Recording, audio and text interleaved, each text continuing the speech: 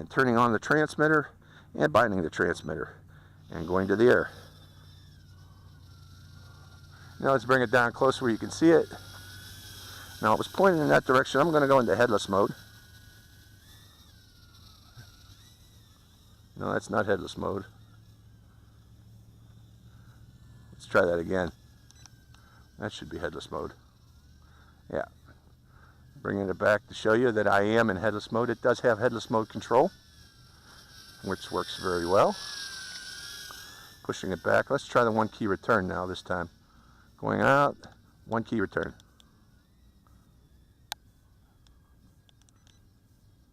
Well, 1 key return didn't seem to work.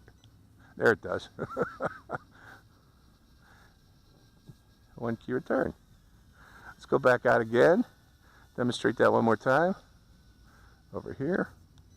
1 key return, and here comes the quadcopter back. That's not a hawk up there, that was a blue jay. I don't want to lose this quadcopter. Okay, how about flips? Let's bring it in close and try the flip side.